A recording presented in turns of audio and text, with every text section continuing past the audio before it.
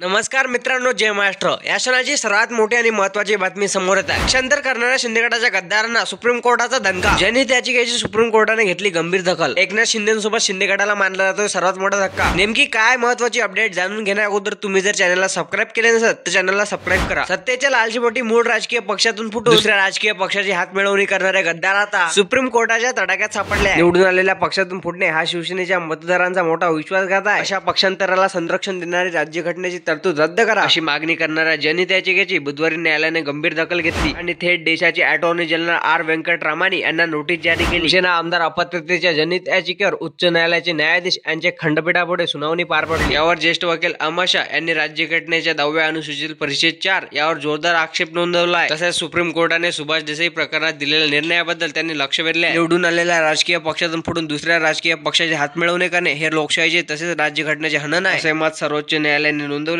Advocate Ahmad यांनी उच्च न्यायालयाच्या निदर्शनास आणून दिले. त्यामुळे उच्च न्यायालयाने याची गंभीर दखल घेत केंद्र शासनाला 4 आठवड्यात आपले मत मांडण्याची वेळ दिलेली आहे. न्यायालयाच्या गंभीर भूमिकेमुळे गद्दार आमदार खासदाराच्या पदावरती गंडांतर येण्याची शक्यता आहे. त्यामुळे शिवसेनेशी गद्दारी करणाऱ्या आमदार खासदारांशी यामुळे पायाखालची वाळू सरकलेली आहे. राजकीय पक्षातील 2/3 आमदारांनी मुख्य राजकीय पक्ष सोडून दुसऱ्या राजकीय पक्षात विलीनीकरण केल्यास त्यांची अपात्रतेच्या कारवाईपासून सुटका होण्याची तरतूद राज्यघटनेच्या 10व्या अनुसूचित परिच्छेद 4 यामध्ये केलेली आहे आणि ही तरतूद पक्षांतर बंदी कायद्याच्या मूळ हेतूला धक्का देणार नसल्याची म्हटलेली आहे. तसेच कोर्टाचे सडेतोड युक्तिवादी समोर आलेला आहे. पक्षाशी गद्दारी करणे हे आर्थिक सामाजिक पाप आहे असे उच्च न्यायालयाचे न्यायाधीश यांनी म्हटलेले आहे. जनता राजकीय पक्षाची विचारधारा पाहून मत देत असते, पण गद्दार आमदार खासदार जनतेच्या मताचा विचार न करता सत्तेच्या लालसेपोटी तसेच ईडी सीबीआयच्या भीतीपोटी पक्षांतर करतात असेही उच्च न्यायालयाने म्हटलेले आहे. त्यामुळे उच्च न्यायालयाच्या गंभीर भूमिकेमुळे शिंदे गटाला तसेच अजित पवार गटाला मोठा धक्का बसण्याची शक्यता आहे. त्यामुळे मित्रांनो, तुम्हाला बाबतीत काय वाटतं की शिवसेनेशी गद्दारी करणारे आमदार खासदार लवकरात लवकर अपात्र होतील काय? कमेंट करा.